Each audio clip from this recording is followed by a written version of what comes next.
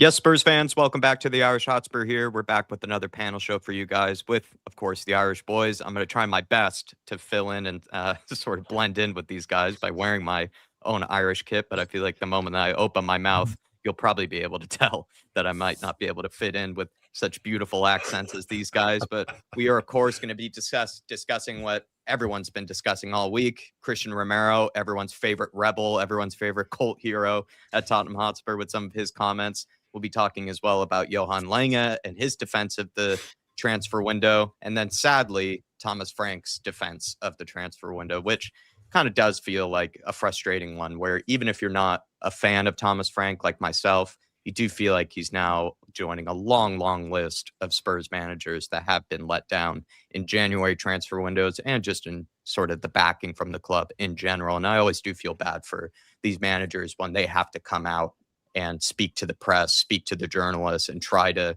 make sense of what was another lackluster transfer window when it really should be, I think, the directors of football and the representatives that are actually in charge of it. But good to have these boys back, as well as Philip Brady, who will be filling in for Dave tonight, the illustrious Philip. Philip, good to have you with us. Hi, Jack. Yeah, great to be back in.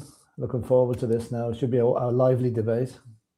And I thought I'd start us off, Philip, by just asking a question just quickly on the City game, just maybe your quick thoughts on the game. And also, was Solanke's goal the best of the season for you, or is it maybe someone else's? Because we've had some absolute crackers this season. Yeah, I mean, as Jan Vertonghen says, he's seen 3 Puskas winners at Tottenham. Exactly. So, yeah, I mean, okay, it's I think for sheer ability and sheer cheek, it's one of the best goals. But I think Mickey van de Ven's against Copenhagen is probably the best goal because look, he has to run the length of the pitch with it. But Solanke's goal was class. It really was. It was. In fact, the commentator had to look at it a couple of times before they even saw it. It happened so quickly, you know. But it was a great goal. It's just a pity we couldn't finish off the job and win that match because that might have been a kickstarter for us. But a draw was better than nothing. I feel like the scorpion kicks are like solar eclipses and that they only happen so often, and you're pretty lucky to even witness one, really. And Mickey van de Ven's goal, it's almost like we're taking it for granted with how often he's able to do that at the club. But it is pretty special anytime a center back is able to pull that off. But Colin, just, your quick thoughts on the Man City game before we descend into the transfer madness, and also Solanke, goal of the season for you, or a different one? Well, first of all, evening, fellow panel members, and evening to everyone tuning in. I have to say, for sheer athleticism, it's the Mickey van de Ven goal for me. But in terms of just that improvisation, again, an absolutely incredible goal that Solanke has pulled off. I think technically I prefer Richarlison's one against Arsenal. Because I know that one doesn't really stick out in the memory for anyone because we were on the end of an absolute tonking at the time. But that, I think in any other day, that one gets picked out as an absolute worldie. I really enjoyed that one. So Richarlison's one for technical ability, which is very strange to say technical ability and Richarlison in the same sentence. And Mickey van de Ven for his sheer, just the power that man can generate is just, a thing to behold. But having said all of that, it is just wonderful to finally shut up those Arsenal fans that go on and on and on about the Giroud scorpion kick. Yeah. Now we have our own. They can shut up because I'm sick of getting a little picture of Giroud sticking that one in, and I can just finally send back a Solanke when the inevitable back and forth with Arsenal fans starts. So I'm so happy he's given me that gift for the rest of my days. Yeah, I would say you're right that Richarlison's is almost even more impressive just by the fact that we were absolutely taking a tonking that game. And when someone's able to pull off a goal like that, considering the circumstances and the lack of momentum, it almost makes it more impressive. That's a fair point. It's almost like Lamella's Rabona goal, if anything, too. It just sort of comes out of nowhere. But to you, Jack, thoughts on the City game in general and or also your thoughts on goal this season from Solanke? Seems like no takers yet. Seems like everyone prefers some of the other amazing goals that we've had. Yeah, it's had a classic game of two halves, but I've never quite seen a game like that where a team looks so disinterested in the first half and then comes out and shows such fight in the second half. I kind of thought going in at half time, they finally down tills and thrown the manager out in there that he'll be sacked after today. It'll be 5 or 6-0. But I have to say, they showed great fight to get back into it from a pathetic first half. You obviously don't like to see halves of football like that, but the second half was arguably one of our best halves of the season, if not our best half of the season, in the quality of the opposition. So I was pretty happy with that. And particularly with Solanke's performance, for all the talk of the second goal, I thought the first goal was just unbelievable striker play to shove off Kusanov, who was a pretty good athlete. Like, he's not someone that you'd shove off the ball easily, so I was very impressed by that. And I think, I'd give it goal of the season because of just the rarity of it. We're used to seeing the Van de Vens and the bicycle kicks by now with Sonny's goal running the pitch, and was it Richarlison, Paulinho, both scored bicycle kicks this season. So I think Solanke's gets it purely on uniqueness for me. And as Colin said, it's nice to have something to hold up to the Giroud one, which ultimately was short-lived as the most recent scorpion kick at the time. I remember Mkhitaryan for United, I think, scored one there. That's right. After it. It was one day I was like, I've never seen a goal like this in my life. And then another one comes along nearly straight after. So that gave me a bit of satisfaction at the time that Arsenal thought they were so unique. And then United came along and kind of stole their thunder a bit. But I thought it was a mixed bag. I think we'll see how we carry that into the weekend. Is kind of all I'll say anyway. If we see anything like the first half, we'll be fairly annoyed. But if we see anything like that second half across the game, be fairly happy. So. Can I just say, I wouldn't be a Spurs fan just to. I think you make a great point. That is a fabulous goal. He reminded me of Harry Kane because he was able to take control of the ball, use his strength, chop inside. Mm-hmm. But VAR, I have to say, probably for the first time ever, properly sucked the life out of that for me, which is probably why I don't rate it, because I'm still, even now, sitting here checking Sky Sports, expecting them to take that goal away. I was sitting with my dad watching it and saying they won't give that. And he's like, "Why? He got to touch the ball. They won't give that. Yeah, they just won't give that." In fairness, I thought it could have been disallowed. It looked like he got between Man and Bob. I think they both kind of kicked the ball at the same time. It was a weird one that I think it was one that was a threat. Yeah, I was in the same boat as you, Colin. I'd kind of given up on the game. I was like, "Oh, that's our consolation goal. It'll be 5-1 now rather than 5-0." So I wasn't too happy until the second goal. So you weren't the only one in that boat. And then again, Donnarumma kept them in it with a couple of saves in between the goals. You know, that's true. We should have won that game. Yeah, that's the amazing bit, is that people were criticizing Frank for sitting off, in the final minutes, but considering we only had so many players, I don't really mind that. I can kind of excuse the manager for making that decision. Also, we do need points at the end of the day, with where we are in the table. But I think Philip is right. We actually probably felt like we had all the momentum go on and win that game. And I do like that Colin has probably had some sleepless nights just waiting for that FA announcement that Spurs are going to have the goal taken away from them, or we're going to be fined for. It could still happen. It could still happen, yeah. But you know something? If Romero had gone on TV like Rodri did and said what he did, I think we'd be looking at a long ban. But suddenly, cricket's come up in the FA when Man City are involved. You notice that? Mm-hmm.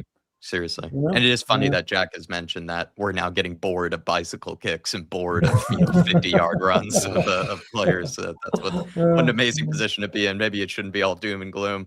But just want to welcome some people in the house as we get this show underway. We have Johnny in the house. Good to see you. Gredland saying Frank has been let down, but will still get the blame. Listen, I'm not Thomas Frank's fan, but I do feel like I have a lot of sympathy for him. He joins a long list of managers that have been let down. Shem Tan, always good to see you, my friend. Wayne Bonner is in here as well. William Webb is joining us from the Great Barrier Reef. Lovely place to be. Colin Turner, one thing we won't need next summer is a player on the wide next season. Watching Mikey Moore last night, scored a cracker and involved in every game. He's maturing. Lovely. Shows what not being under Russell Martin would do. Philip. He was man of the match for Rangers last night, so he was classic. What a great goal too. Yeah, it's really nice to see him kind of taking advantage of that loan spell, to be fair. Irwin's in the house as well from Waterford, Ireland. Very nice, Irwin. We have Tartan Spurs, our man up in Scotland as well. Ghosted is in the house. Tim is in here too. Good to have you, Tim. And there's plenty of others, as well as Scotty Hynum. Really appreciate you, Scotty, for being a member. If at any point you guys want to stop the show, of course, answer any of our questions or provide your own opinion, you're welcome to do so in the comments. Welcome to do so as a super chat to support the channel. And then also we do appreciate all the members that are joining us. But we're going to get this show underway here. Going to go with you first on this one, Philip. Thomas Frank, he said he was satisfied with the Spurs January transfer business. Not sure how much I believe him, but he says, I think if you compare us to a lot of other Premier League clubs, I think that's very good. And I think we are on our way in our journey. I find that to be okay. We tried to do more, but it was not possible for whatever reason. And I said in the whole time that it is very, very important that we take good decisions and that we are calm. In my opinion, Philip, though, why should we worry about other clubs? Other clubs aren't in the position we are. We're in 14th and have the worst injury list in the entire Premier League table. So what's the point of mentioning other clubs? I think it's very unfair that Thomas Frank has to be the spokesman for transfer business when he has absolutely nothing. Well, on the face of it, he might recommend the player, but it's Johan Lange and Paratici, who has now departed. It's their job to bring in the players. They should be the ones going public and saying why we didn't do this or why we did this. I think Frank, he was trying to be very diplomatic, and I don't think he succeeded. You know, he's obviously saying one thing but thinking another, and that always comes through as sitting on his hands or keeping his fingers like that when he's talking.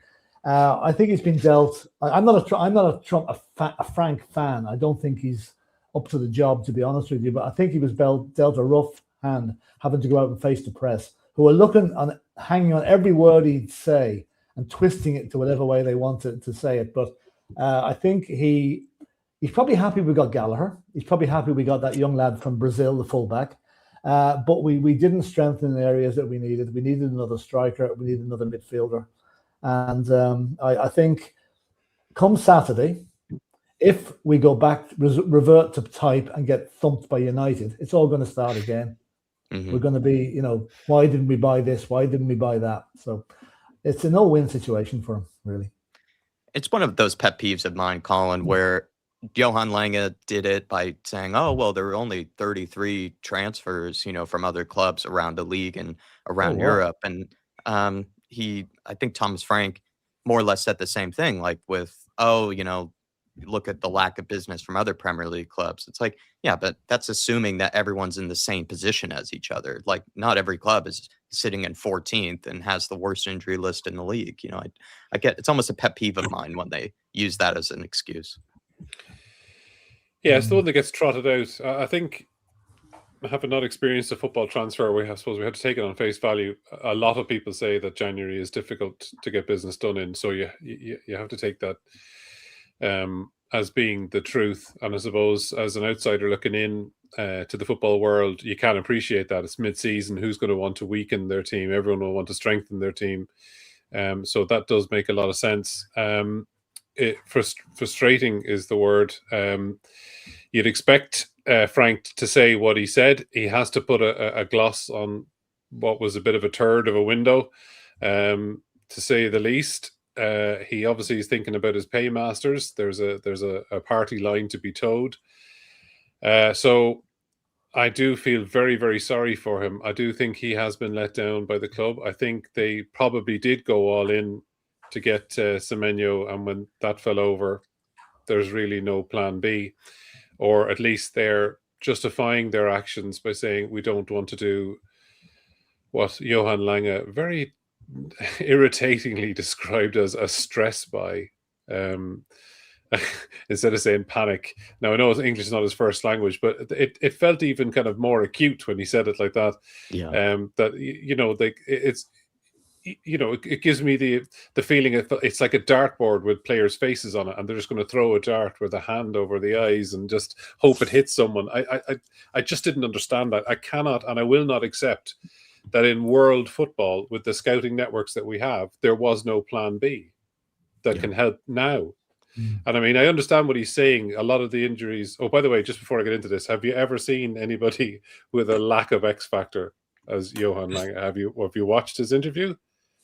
I love the thumbnail. The thumbnail looks like a prisoner. Like, oh my word! Not even smiling. I find it amazing. Oh, it was. I took just because I was coming on the panel tonight, I took the time to actually stop and watch it. I wish I hadn't. It's like a bad movie you can't unsee.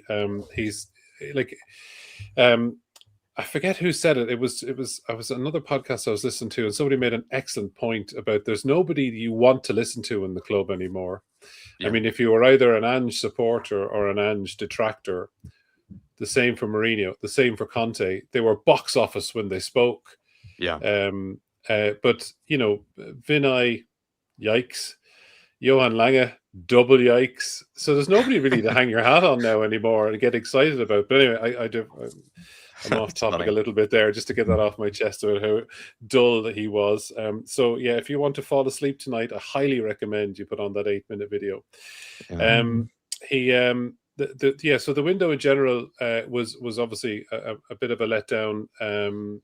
Gallagher, like a good signing, but only, kind of stems the tide. I do understand what Johan Lange went on to say, which was, well, actually, we'd made this plan, and then so many of our injuries happened in January. I think it's a bit of a flimsy excuse, happened in January, that we just, we simply didn't have time to plan for that, is basically what he was saying. So I do feel they've left Frank with an even weaker squad, a smaller toolbox to take on what he's done. But at the back of it, I'm actually thinking that's kind of helping Frank, because now his back's against the wall and he's getting a lot of things, well, I won't say right, but he's doing more things more right more often, in my opinion, at the moment. But I am totally and utterly sick of this ENIC 2.0 that we now have. Don't think, that they really know what they're doing. Maybe this summer, because Johan Lange himself alludes to it, we've got great plans for the summer. That'll reveal itself as being a wonderful blossoming flower that we can all enjoy the scent of in summertime. But at the moment, I just don't feel it. But I definitely feel sorry for Frank having to toe the line, and the club has done a terrible job. Yeah. And we shouldn't be looking at other clubs. I know your original question was, we shouldn't be looking at other clubs whatsoever. We're in our own little boat, paddling our own little canoe, and the only thing is to stop the leaks in our canoe, not worry about somebody else's. So yeah, I'm very frustrated by any comparison with another club. I think Johan Lange is looking forward to the summer. Is 2 weeks in Marbella. So that's what he's looking forward to. I agree wholeheartedly. The vibe he gave too was almost like as if January was the window to prepare for the summer, as if he couldn't actually make deals in January. He was saying, like, we're preparing all this month for the moves we'll make in the summer. It's like, by the way, you can also make moves this January window, in case you didn't know there, Johan. But Jack, I know you're not a big fan of Thomas Frank, just like myself, but you kind of have to feel for him, right? Once again, another manager that's going to have to defend a lack of business over this window. Yeah, I think there was a good point made earlier on. I think it was Philip that made it, just about him being a spokesperson for the club, that's not really fair on him. But that is the way that football works these days. And I know a lot of people have been critical of it, saying that it needs to be these sorts of higher-ups, like either Vinay or Lange coming out and coming in front of the press rather than Thomas Frank, because it's all well and good Lange doing this. As Colin said, it's like watching paint dry, listening to him. I put it on 1.5 times speed and still couldn't finish an 8-minute video. It was possibly he's the most uninteresting fella on planet Earth, and I can see why he struggles to get deals over the line. Because he definitely has his little PowerPoint there, and he's delivering it. And you probably have the player sitting there looking at his agent, going, is there any way we can get out of here before lunchtime and find a different club to go to? So, but on a slightly more defensive note of the club, I think, but as per January, but more of a criticism of them in general. I think big clubs don't tend to do a lot of important business in January. It's more about filling 1 or 2 gaps, and the reality is we got Gallagher in, who is covering for Bentancur, who was injured, that's just one of those deals you have to do. I know we were in for Curtis Jones as well, Romero said, and Curtis Jones, a player I'd really like. I hope we go back in for him in the summer, because I think he seems like someone to be on the move. But I think Frank is speaking like someone that maybe thinks his job is safe. If he knows that he has a job going into the summer window, he's going to say, well, I'd rather get the players I want in the summer than get players I don't want in January. So perhaps that's his thinking. And when he was at Brentford, no doubt they weren't panicking in January and signing 4 players that maybe they had to move on immediately. So I can see it from that point of view. And I think there's also reports that we were offered John Duran on loan and we turned him down. I would assume that came from the manager, because I can't see why it would be a fairly minimal outlay financially for the club. So I don't see why they'd say, if Thomas Frank was like, I'd like him, why they'd go against it. So I think it's a case of maybe our summer business in the past 3 or 4 years hasn't been good enough, which is why we're now in a situation where we're saying, oh, we need 3 or 4 first team players in January. And I just think that's it's one of those, we're trying to fix mistakes of summer transfer windows in January rather than just doing the business we need to do in the summer. I think maybe like looking at it, Destiny Udogie was the last left back we signed in, I think it was 2022. He can't stay fit, and we have no other left back other than Ben Davies, who's now also injured. So like I think that's inexcusable that you've probably had 5 or 6 transfer windows to sign a left back, and we're now left with just Udogie because Spence has had to play on the left a lot of the time. Paro's had to play on the right. Now both are injured as a result of being overplayed. So I think it's more of a build-up of poor summer recruitment rather than one specific January window. And if this was a one-off, I think this wouldn't even be a conversation we'd be having. I think we'd just be saying, listen, it was a hard January to do business in, and maybe you're a bit more understanding. So I think it's more of a built-up frustration than a one-off sort of thing. I think it's really the straw that broke the camel's back. But I think that's really. You talk about recruitment, but I'm going to change the recruitment model a little bit here. You see the number of officials, trainers, physios, and whatever that Frank brought with him from Brentford. That moved up to 9 yesterday when this new kind of know what he's doing. Some other guys moved over from Brentford. Do you not think the Ange model is better, where you come in and recruit your backroom staff from various other clubs rather than bring them with you all the time? Because familiarity breeds contempt. And do you not think that Frank needs a few new ideas coming in rather than the guys he's got with him who he's been working with for years are very, very set in their ways? Yeah. Could be.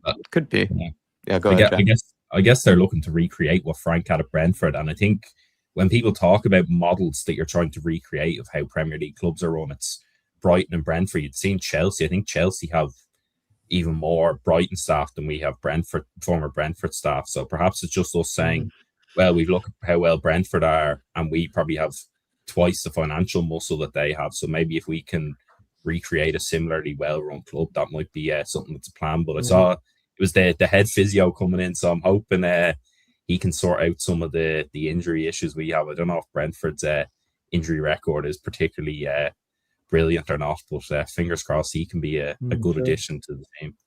But I do think that, I know we tend to look at, is it the medical team as the way we end up with so many injuries? And I think certainly I'd be one of them. A lot of apologies are due to Ange Postecoglou because it's arguably worse than it ever was under him. I know there's less hamstring injuries, but I think we need to start looking again back at the board, back at recruitment, because we're just driving these players into the ground. We never have an adequate squad, and we're asking too much of these people with the footballing schedule that's in front of us. So I think a big contributor to why we end up with so many injuries, case in point, is Porro at the moment.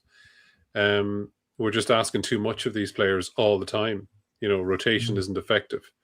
And just to your point, Philip, I think there's pros and cons to both models. I think Ange is quite interested in doing things differently, whereas a lot of other styles of managers aren't. They found a model that works and they want to implement it again. Whereas Ange is just I think he's quite a unique character versus somebody like Thomas Frank, that he just wants to start from scratch again and bring somebody in because he's interested in improving himself. Whereas I think Thomas Frank is possibly, he's got a lot more pride. He thinks he probably knows it all. He refers to himself so much about having great character and whatever else. And just like, jeepers lad, okay, we get it. Yeah, you've got great character. Like, and you must do to put up with what you're putting up with, to be fair, at Tottenham Hotspur. But I do. I understand the point that you're making wholeheartedly, but I think both models probably work well depending on the style of personality who's at the head of it.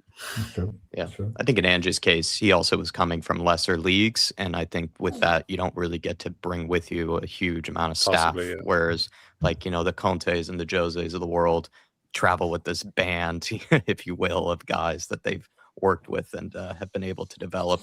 those relationships with. Whereas in Ange's case, he's going from Australia to Japan to Scotland. It's just, you can't be taking people all over the world with you, unfortunately. Whereas in Thomas Frank's case, Brentford to London's easier. the best of his staff is really that set piece coach. I'll keep him around as long as possible. That's for sure. Just wanted to I'll go back to Jack on this one, since he had such lovely things to say about Johan Lange from earlier. In his recent video, Jack, he said that even though our financial situation is better than most clubs and we have owners that are willing to invest, it's important to sign the right players. The lack of incomings wasn't a lack of willingness to make investment to support the team. Is this an admittance, what you say, from Lange, that he actually could have gotten signings through the door, but has just decided not to? Because he said there was a willingness to invest this window. Yeah, I think it is. But as I said, it's not necessarily a negative thing that you're not getting fellas through the door, because we don't. There's obviously some that we've been linked with. I think Andy Robertson, that was for just Liverpool pulling out the deal, and then someone like Duran that for some reason we chose not to take him on loan. But I think the Semenyo thing, it was like, well, okay, Semenyo was obviously the best winger on the market, but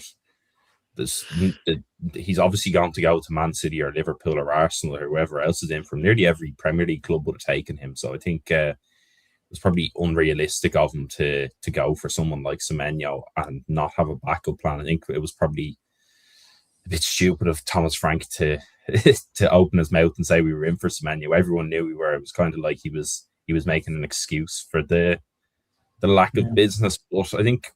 Do you think he was told by the board to say that? That's my belief.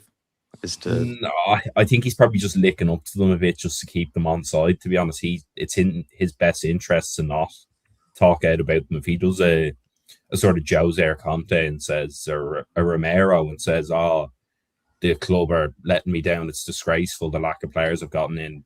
We already know what's going to happen to him. He'll be out the door after the next loss, because that's just.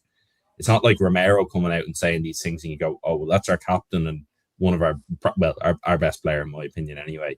They're not going to get rid of him. Whereas Thomas Frank's a manager who's under pressure and who they quite possibly are thinking about moving along the summer anyway. So he kind of has to be a sort of company man. So I think that's probably his reason for it. But I think I don't think he is lying. I think they clearly are willing to spend a bit more. You've seen Romero's on 200 grand a week. Javi Simmons 200 grand a week.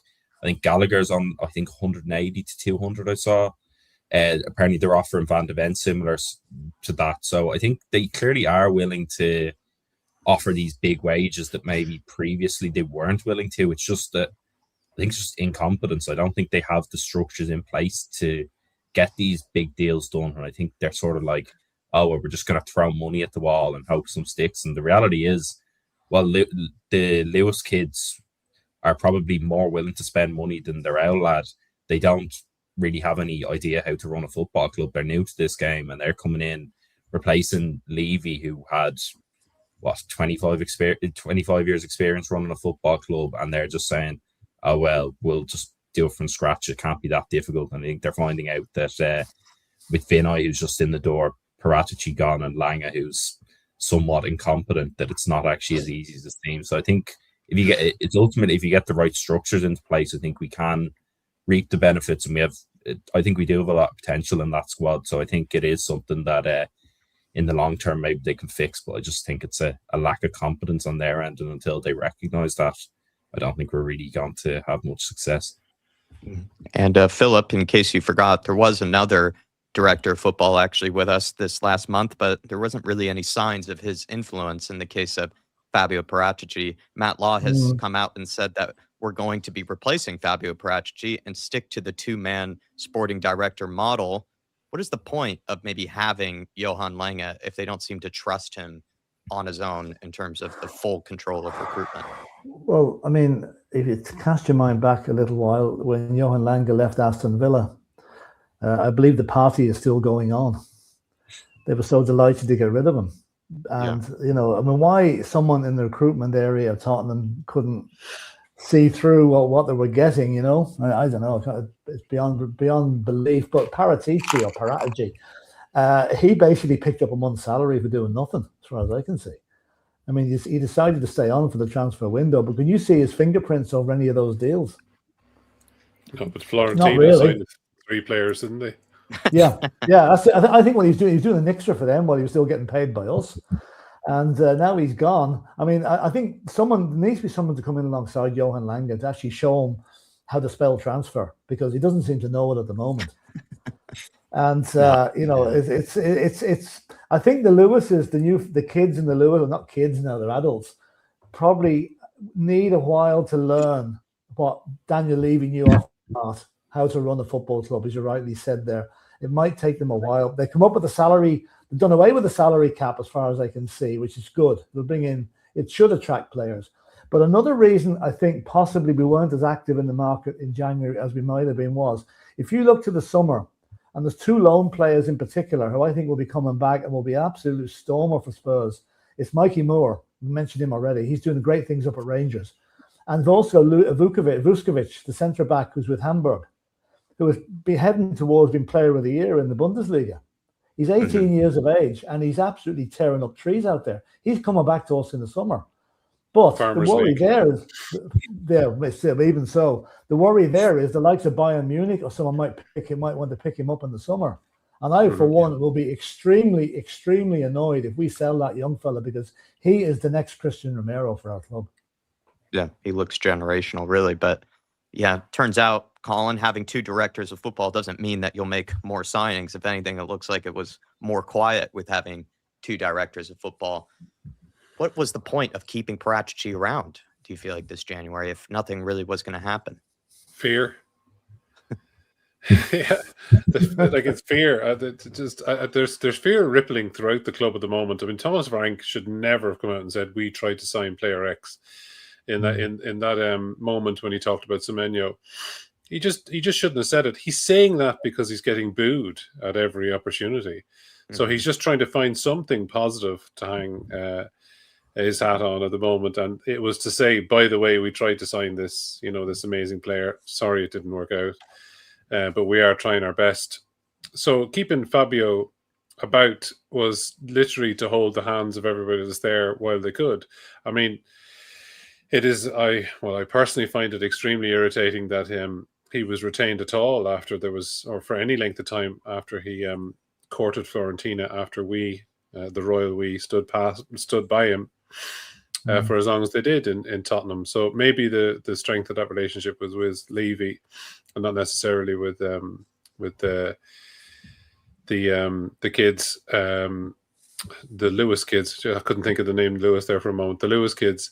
But I would say that they just wanted a firm hand on the steering wheel to navigate what turned out to be fairly choppy waters. But he doesn't seem to have had any sort of positive impact as far as I can see, other than for Fiorentina, because you'd be guaranteed he was involved in those when he's just going to start for them.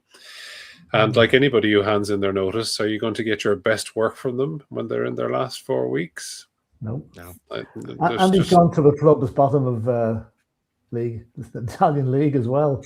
So what does that say about us, Yeah, that's how much he wants out of here. That he's willing to take on. I was going to give you a follow-up, Colin. I mean, Johan Lange, he used to be in charge of recruitment at one point. He was all on his own for a period under Ange Postecoglou. Do you think something has happened where they've realized he can't do it all on his own? It's exactly the same as what happened at Aston Villa. He came in there to Aston Villa as the all singing, all that. Well, I know I'm repeating secondhand stories. I'm obviously not a Villa fan, so I don't know for sure. But what I've read and listened to is that he was brought in as this phenomenal transfer guru, godlike figure, and was in charge of the transfers for a very reasonably short period before being busted down to the youth. And exactly the same thing has happened here. And I think he probably does have an eye for the youth players, and he probably is quite talented at that, but he's not capable, in my opinion, of being a Paratici style or have that X factor, type of sporting director. He just doesn't seem to have the X factor that's required. So clearly history is repeating itself. He's come in and they've seen the whites of his eyes and discovered it's not all as glorious as the undoubtedly 15 1,000-page boring presentation he would have given to get the job, and they busted him down to the youth. So it's just more of the same, in my opinion. I don't know why we always get our recruitment so wrong. It just feels like we constantly set ourselves up for failure.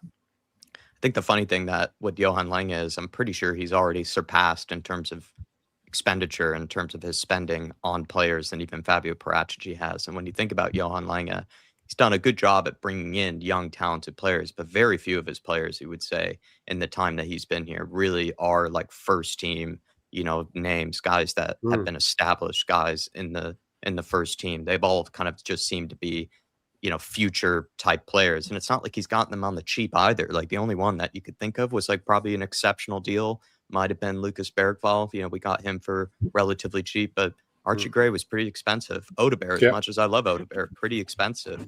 The likes of Matisse Tell was brought in practically before even Thomas Frank was hired, for 30 million. Not necessarily cheap either. A lot of these signings from Johan Lange, they've been talented, but they're not. He's been wasting almost the majority of the budget on these sort of types of guys when you wonder if he didn't have, I guess, I don't know, like you said, the charisma or just the ability to convince clubs and players that maybe are of a higher caliber, higher quality to come to Spurs. It just doesn't seem to be in his remit or in his capacity, really. I'll just say, if he was a barman, you wouldn't sit at the bar. I'll take this outside, please. We're just going to welcome in some people, and then we're going to move on to everyone's favorite rebel at the club, Christian Romero. Cynical dad saying Lange couldn't close a pair of curtains. That's very His funny. Statement was a load of waffle aimed towards the next window. Like I said, the fact that he was talking about the next window when we're supposed to be chatting about the January window, I found to be infuriating. Alpesh saying windows and curtains is the same sentence. That's pretty good, that now, I have to say. Alpesh saying, I said it earlier, there's no money in the club to spend till the financials come out in March. We'll find out. Alpesh, good to have you with us. Shawnee Maddox is in the house as well. He's saying Thomas Frank was trying very hard to avoid the banana peels in that press conference. Paul Shepard saying it's good to see you again, Philip. Tom THFC's in the house as well. Good to see you, Tom. And then Tyler's in too. And then Harmless Potato saying, I don't know what they're doing. Lange needs to go. We are a football club, not a welfare home for failed football directors. Bewildered football directors. Out to pasture. Let's start you off, Philip, with everyone's favorite rebel, Cootie Romero. Thomas Frank had this to say on his strong post. He said, Cootie's a very passionate person and likes to leave everything on the pitch. He wants to win every time, and there can be outbursts. There is a way of doing things. I would not have done it that way. He says as well that Spurs will be dealing with the Romero incident internally. Does Romero's public criticism of the club look worse on him, or does it look worse on the club that the captain is in fact criticizing them so publicly? I think fair play to him for saying it, having the guts to say it. A lot of players might have thought it. For him to come out and say it, it's just typical Romero, because he lets, he holds nothing back. That guy's 100% in everything he does. And for Thomas Frank to say, I wouldn't have done it that way, is kind of slapping him on the wrist a bit. And I'm sure he's been fined. I'm sure he's been fined heavily for that, which again may have a bearing on what Christian Romero wants to do in the summer. Does he want to stay with us? Does he want to go? There's rumors he wants to go. I don't know whether that's true or not. And I think we need players like Christian Romero, people that actually have the balls to say what they're thinking rather than saying the complete opposite. So I would be fully behind him from what he said. Absolutely. And to you, Colin, do you think his public criticisms do any harm to his reputation, or is it more just damaging to the club? Oh, it doesn't, none whatsoever to his reputation, in my opinion. Mm-hmm. In fact, it probably will enhance it, because people from outside will look in, and this will tie in nicely with what Philip said, and I agree with wholeheartedly. You need people like him at the club, because you're in danger very, very quickly of a lot of people coming together in a communal way saying that's good enough when it isn't. Yeah. And people like Christian Romero say it's never good enough. You know what I mean? Keep pushing, keep building, keep pressing. That's the style of character he is. And if you don't have those people, and I even see it in my professional life, apathy just becomes the word, of the day, and it's once it's okay, it's fine once we're kind of thereabouts, which is what used to drive me absolutely crackers about Daniel Levy, because he was kind of like, once we got finished high in the Premier League and got into Europe, job's done, and that attitude then permeates throughout the entire club, and just thereabouts becomes good enough, but it isn't good enough for someone like Christian Romero. And if he did get fined, which Philip seems to think he did, I think that's disgraceful. Why isn't he entitled to his opinion? And, if it is criticising the club and they fine them for it, then he hit the nail on the head. And I certainly don't think it'll do him any harm whatsoever, because it's not as if we're looking at him with furrowed brows going, what's he talking about? We're all on that same page. How in the name of God did we end up in a situation where we're almost sleepwalking into a relegation fight with very few players available? Even if they are stress buys, just get somebody in to help the squad, because we're just going to end up with more and more injuries. And the time to get points is now. It's not the next window. It's not the beginning of the next Premier League season. It's now to ensure our future. So why people in the club, and this is obviously what he senses, don't understand that urgency, or don't understand the level of critical alert we should be at for these things, or how unacceptable it is to be 14th in the Premier League for Tottenham Hotspur. Now that's a bit of a big club mentality, but why not have that? Why not have that mentality? So I'm with him. I would love to meet him and shake his hand, because there should be more players coming out and saying, maybe they can qualify it by saying, look, it is what it is, but I ain't happy. And I think that's perfectly acceptable to say. Yeah, I think the majority of the Spurs fan base, can I shake your hand, sir, Mr. Rudy Romero? Absolutely. Jack, he's a World Cup winner. He's a World Cup winner. Take that into consideration. Coming from Argentina, he came up the school of hard knocks there. He's not going to sit back and be a namby-pamby. He's going to come out and say it. He's club captain, and he's perfectly entitled to do it, regardless of what the hierarchy think of him. Jack, what do you make of even some of the media coming out and saying Christian Romero, he must be punished for these types of statements? And even Simon Jordan as well was kind of making a similar point of you can't have your player be doing that. I don't know if the fan base really feel that way, though. So it's not like Christian Romero has probably lost any credibility or reputation with the fan base, right? It's only just the board and the club that maybe have taken damage from this. Yeah, I think the media narrative around Romero, it's so predictable. You even hear it on commentary with Gary Neville. Anytime Romero makes a tackle, he does the little, ooh, that's a nasty one. Oh yeah. And it's like he's willing them to get sent off in games, and the media seems to just run with it. They don't like the media always say, oh, we need characters in the game, but anytime there's a character, they just love to knock them down. And Romero's just like that. I just think he's a born winner. I know England and Argentina have had had their fair share of disagreements down the years, so perhaps it's something to do with that. And also Simon Jordan, Jesus, I've never seen someone defend Daniel Levy so much while also trying to claim that they don't always get along. So I think rubbish. I don't buy anything Simon Jordan says. He's just a wind-up merchant, I think. And I think most people on TalkSport with them just try and do that. I saw Alex Crook as well.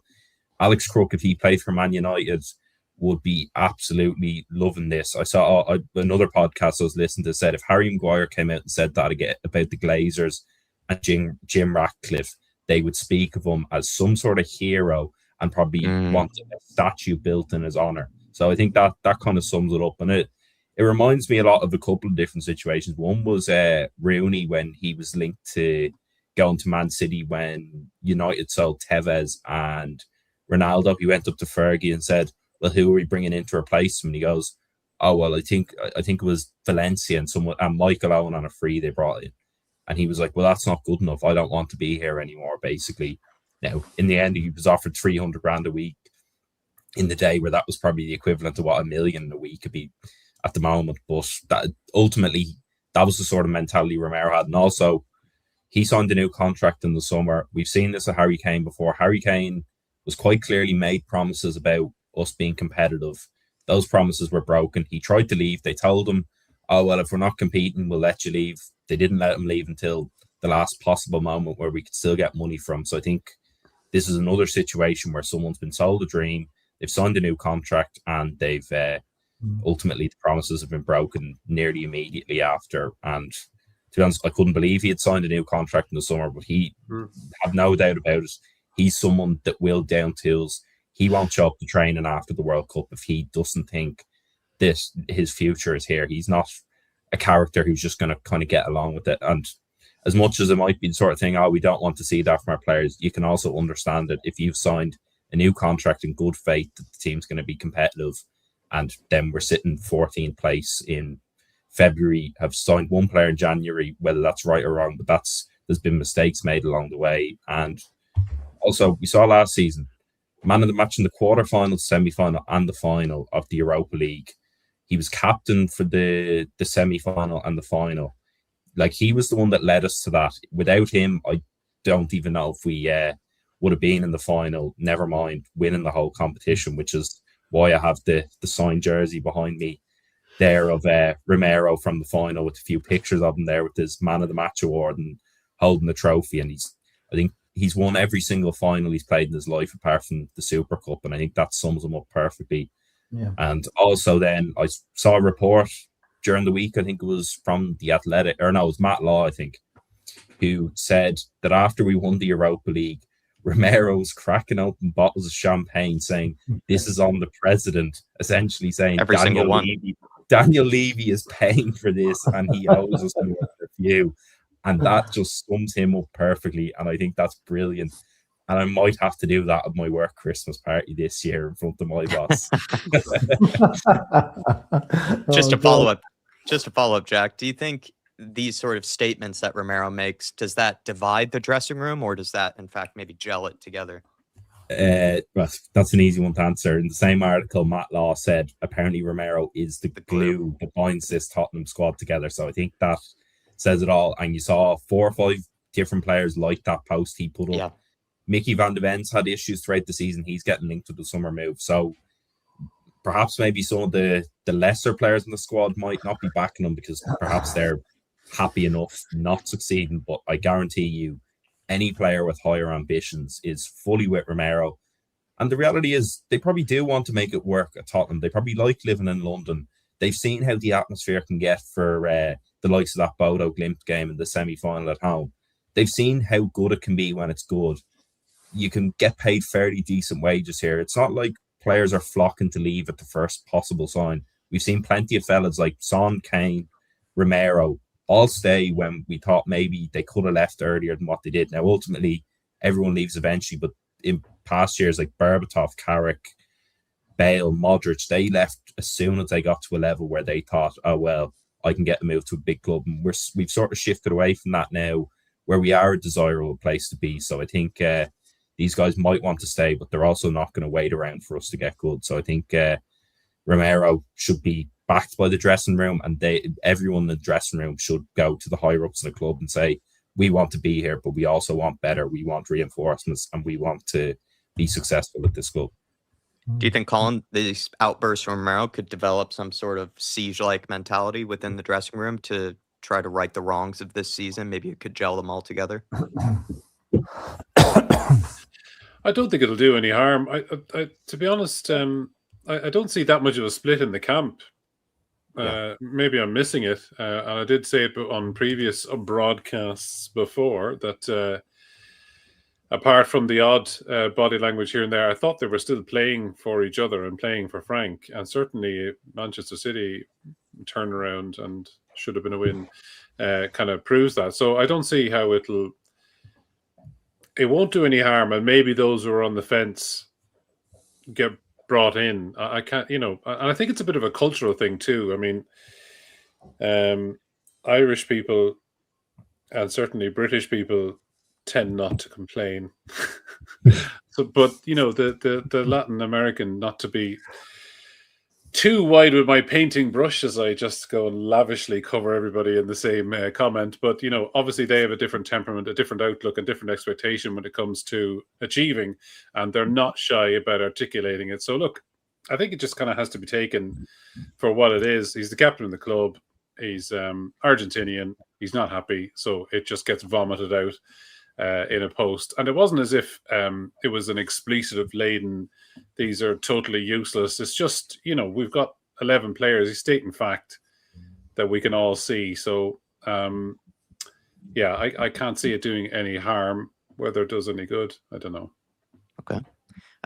And Philip, Jack did mention this, but Gaston Adul, a football journalist who does specialize in reporting on the Argentinian national team, has claimed that Romero will be leaving this summer. Do you believe that to be true?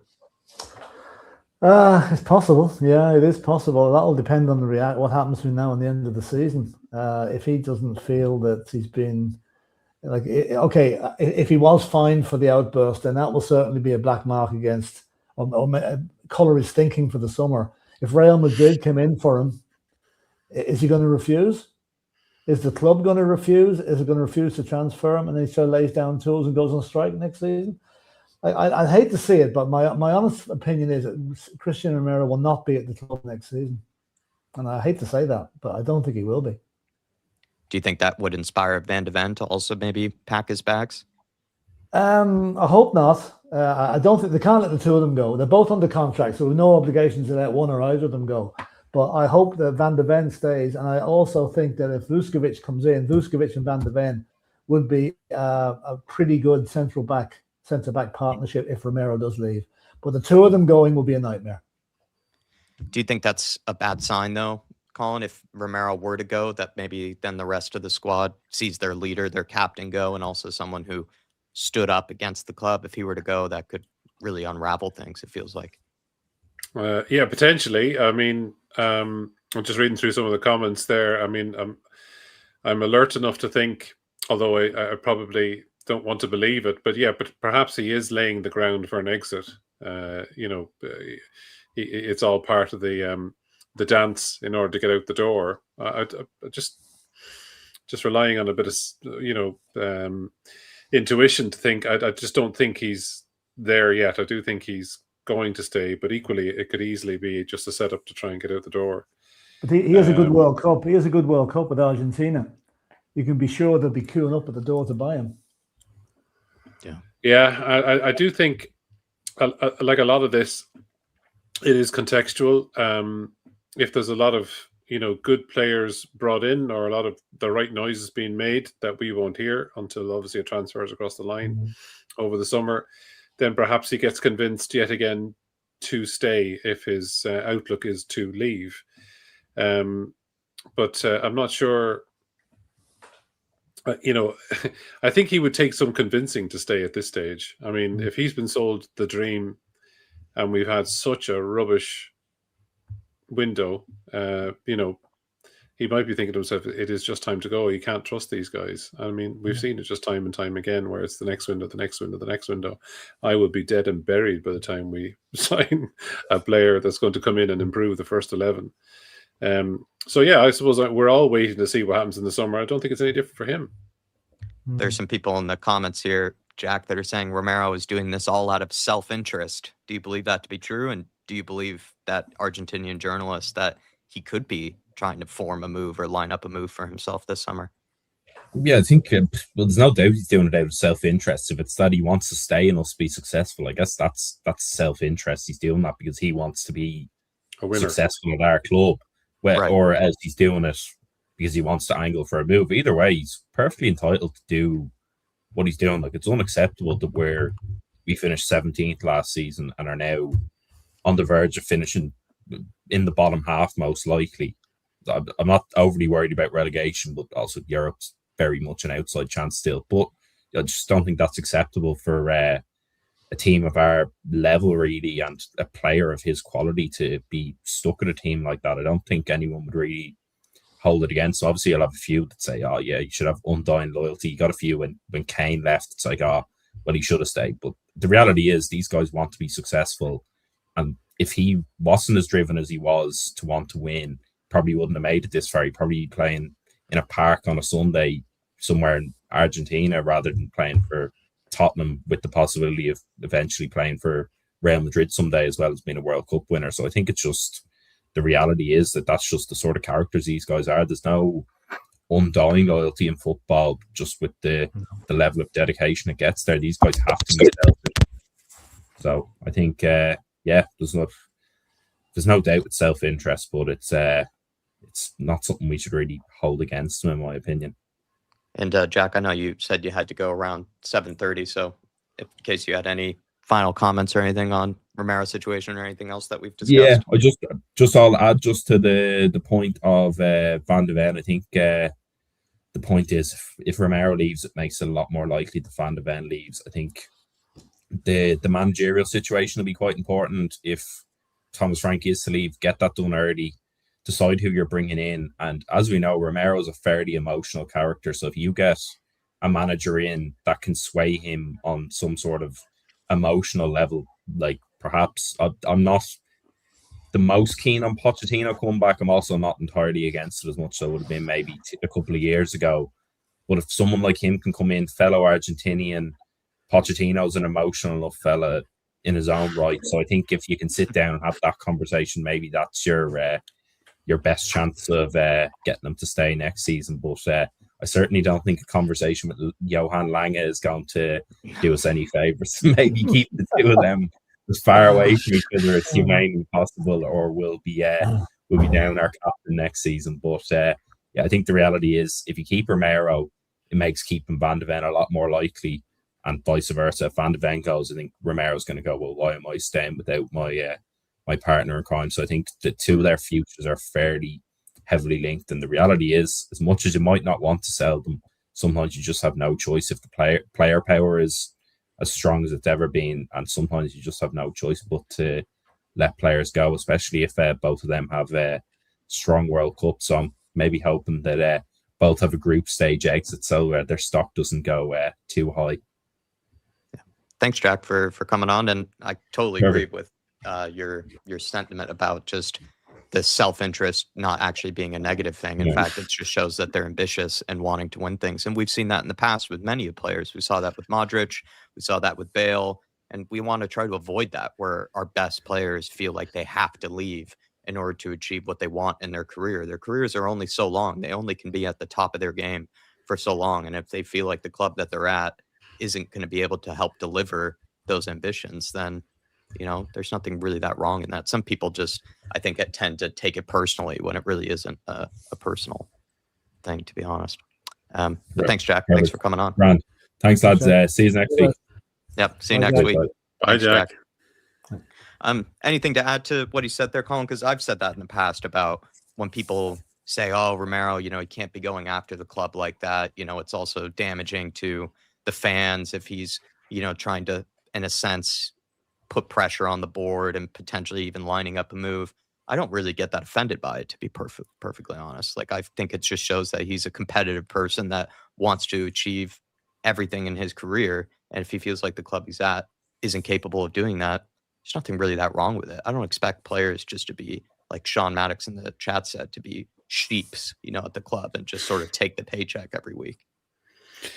I've no issue with it whatsoever. It's a bit like watching Formula One over the years, and I'm of vintage where I remember people like Juan Pablo Montoya and Eddie Irvine, saying exactly how they felt and getting into punch-ups. And you compare that to where the sport is now. There's so much money in it that they're basically, highly media trained robots, and that's the way football is going. Nearly every interview that you see after a game is, a player looking down at the floor, talking, fixing the nose all the time. Just, it's good for the team, blah, blah. You know what I mean? Like, it'd be great to see them. And I don't know whether it's a symptom of a litigious society or whatever. It'd be great to see them say, well, I thought your man went in too heavy there, or the ref was this, or whatever. You know what I mean? Just to give a bit of sparkle to our soap opera that is football. I have absolutely no problem with it whatsoever. It's a good insight as to how he's feeling. Whereas, we only get to see Tottenham Hotspur through the keyhole, as I often refer to. So to get these extra little pieces, chinks of light under the door or through the gaps in the door frame, then I'm all for it. Yeah, let it out. And it's no harm to give these guys a bit of a rattle. they might be. He sees more than we do. These guys could be just thinking everything's okay. And I was just thinking about the character differentiation between somebody like Johan Lange and Christian Romero. Could you imagine Lange coming into a room and Christian Romero just sitting there going, "Oh my God, look at this guy! Just oh my God, look at this guy." So I could imagine there's a lot of things that are probably not right at the club and are waiting to settle down. And I think I have said it before that, time in a big change in a big organization takes time. And you have gone from a kind of a dictatorial, Levy's in charge, every decision gets run through him, to a situation where you've got departments need to figure out how to work with each other. All the personalities need to gel, I don't mean to bore anybody by saying it, but it does take some time. So perhaps it will all work out in the end. But seeing an outburst, so to speak, from Romero is certainly no harm. And it keeps our club in the headlines for all the... There's no such thing as bad publicity. True. I agree. By the way, there's a I presume it's a lady, Kate Rixham, in the chat. She made me laugh while Jack was speaking. I hate doing that to poor old Jack. Just Frank's a wet lettuce. I think it's a perfect description when you see him giving his... And actually, he frustrates me, even though I do respect him as a manager, he frustrates me just as much as a potential outburst, because he always kind of gives the middle office manager kind of response to everything. You're like, oh, yeah, we are where we are, and you're just like, I'm frustrated, but just like, let us in, like, give us an idea of what's going on in your head. Just, bloody hell, it is, life is meant to be for living. We're only here for a short period and we shuffle off again. So can we just have a bit of crack, please, instead of just the grey and dull answers? I totally agree with you. I think actually, like you say there, it seems like everyone's now trained to sort of take the middle ground on everything, not really speak their mind on things. But it's also kind of the opposite when it comes to the people who actually do garner attention and actually do get clicks and sort of get that sort of love, are the people who do sort of don't filter themselves. They do just sort of say what's on their mind. They don't beat around the bush around what they feel like about something. And I feel like sometimes you're trained to be that middle of the ground person, but it doesn't actually end up being someone that's usually remembered as the guy that's always towing the party line about everything. Usually the guy that often people get behind and remember is usually someone who does speak his mind in whatever scenario. So I agree. Authenticity is important too. I don't necessarily subscribe to someone like Jamie O'Hara, who, even though I enjoyed him when he played for us, thought he was enterprising, but like, jeepers creepers, just when he's talking, it's a little bit OTT, and I don't think it's or it feels disingenuous to me. So I like to believe what Christian Romero is saying is genuine because of the body language that I see on the pitch and the way he conducts himself. I've never, and it's hard when English isn't his first language and you don't see an extended interview with him to get a feel for the man, the character. Right. So the reason why I'm applauding it is because my sense of Christian Romero is at the moment is that he is authentic. Happy to be corrected. So therefore, if he speaks up and says something like that, I'm here for it. And just wanted to say hello to Paul Brown. Good to have you in the house, Paul. Hopefully everything's all right with you. Philip, we're going to have to do that classic difficult question, or maybe it's easy this time. What would you rate the window out of 10, knowing that Spurs spent a total 15 million net spend? They got rid of Brennan Johnson, didn't really end up replacing him. We brought in Gallagher and Souza. We were told the transfer window would have been I think a war chest of something around 150 million available. Not sure how much of that we actually used. What would you rate the window out of 10? Well, I think if it was a war chest, somebody lost the key how to open it. It's still closed. We spent 10% of the 150 million we were supposed to spend. So based on that assumption alone, I'm going to give it 1 out of 10. Yeah. Because really, we didn't strengthen where we should. Okay, there's difficulties. Agents telling their players don't go to Tottenham. The manager might not be there too long. There's a lot of factors come into this apart from the money end of it. I would hope that the Lewis family learn by their mistakes in time for the next window, because we don't want to see outgoing players like Romero and Van de Ven, because they're virtually irreplaceable in the present market. And I think we're going to have to decide early doors next summer is Thomas Frank going to be our manager next season? And if he's not, let's get him out on the 1st of June rather than the 1st of September when it's too late to buy any more players again. Yeah. A 1 for trying, I guess, in the case that they I'll give them 1 for effort. 1 for effort. Yeah. I mean, they got out of bed to try and buy players, sleepwalked most of the time. 1 for at least knowing it was January, I guess, for at least knowing it was a transfer window. I'd say Johan Lang might need to be told. Yeah, maybe. Colin, I heard someone just the other night give it a 0. Would you go as far as that or slightly better than that? I genuinely feel passionate about this. I'm going to go further. I think it's a -11. I honestly, I do. I turn it up to -11. Yeah. The words fail me. I think, and I don't know whether it's just years and years and years of working in the retail industry, in the food industry where I work, where everything is now. There is no tomorrow. It's get it done now. And I just feel that the reaction to our injuries was so poor. I just think it was so poor, and it was already poor if that's all they were planning on doing. And then we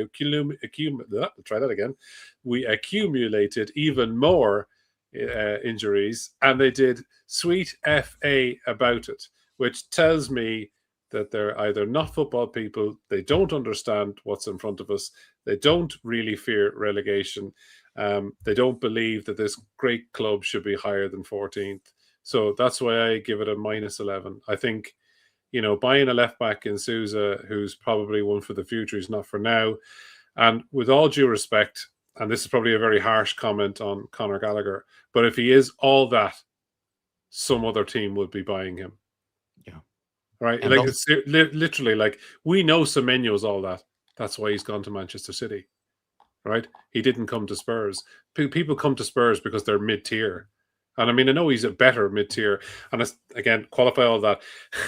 I do think he is a good player, but I'm saying if he is that player plus, then he wouldn't be playing for Spurs in our current format. But I'll roll back on that a small bit. I just thought he was brilliant in that second half, by the way, just to mention him, just the enterprise. I actually was screaming at the TV when that ball broke because it was something I was giving out about so much, that we don't enterprise, we don't take a chance, and he crosses the ball in, and Solanke does the rest with his wonderful scorpion kick. But I suppose my point is that you buy these players at a particular level and you get what you pay for. And we just don't seem to be planning for anything beyond that. So -11 from me. I think we're shopping in Sainsbury's when the other clubs are going to Harrods. Well, this is kind of like the point. No, and this is why I got frustrated when people were mentioning what other clubs did. Like Neil Shafton here saying we brought in 2.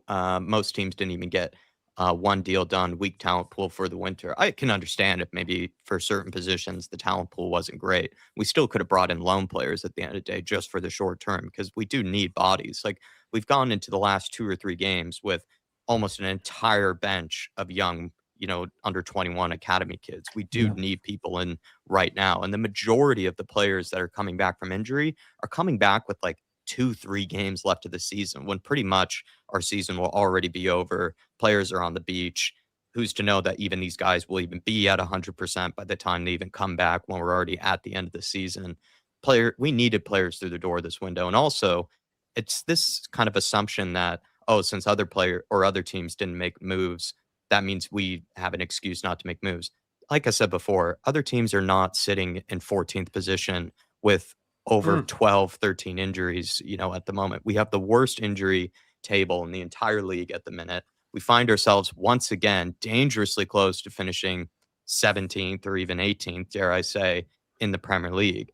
There's no reason for us to compare ourselves to other clubs. We should just look at our situation, and clearly it is not acceptable and needs to be fixed. And we had an opportunity to do it this window, and we sat, and did nothing for the most part. I wonder if they would have even signed Conor Gallagher had Bentancur not gotten injured. I wonder if they even would have signed Conor Gallagher, to be honest. It reminds me of the comparison, if any of you are lucky enough to have kids, the kids will always compare themselves to their siblings.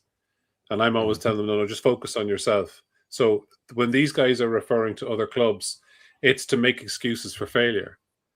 Don't look here. Don't look here. Look over there. Look at what he or she is doing. They should be in trouble just as much as I am, Daddy.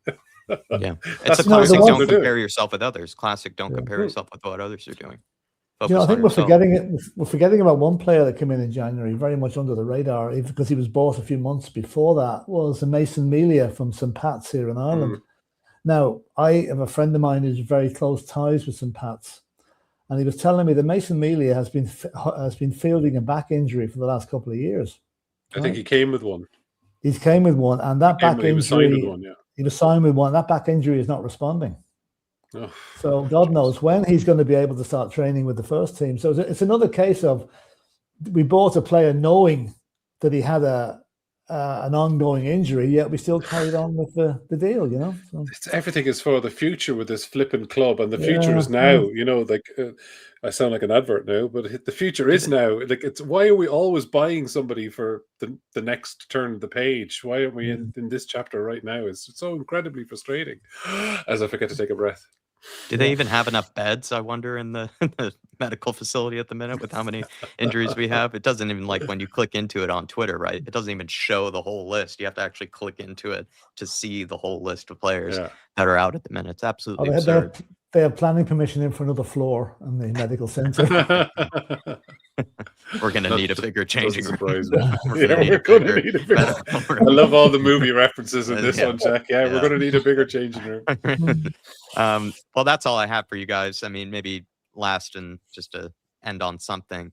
Any confidence going into the weekend, Philip, with Man United? I mean, they're flying under Carrick at the moment. Yeah, well, I if we hadn't got the point against City, I would say absolutely no chance. But I just feel if there's any spirit, if there's any balls in that team, there will be a reaction on Saturday. And let's face it, United are on cloud 9 because Carrick had 3 wins on the trot.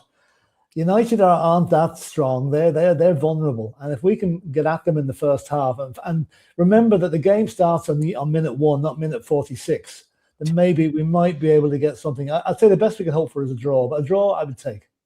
I think I would take one too. I was saying we need hopefully about 4 points, this month, and then we could probably survive this very difficult fixture period.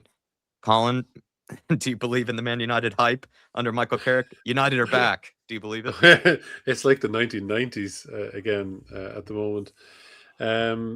Yeah, I do think United are back with new manager bounce and whatever else, but we're not going to focus on Manchester United. We're going to focus on Tottenham, on ourselves. Okay.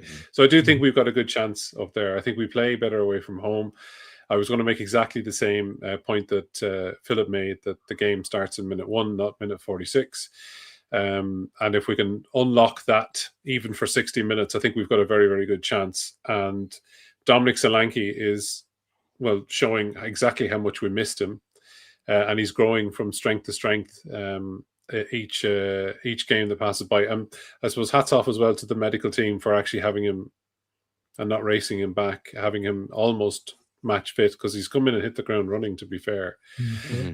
So I'm cautiously optimistic for the Saturday match, because I think we do tend to play better away from home. The shackles are off a bit. They're out from the crowd at White Hart Lane, or should I say the Tottenham Hotspur Stadium.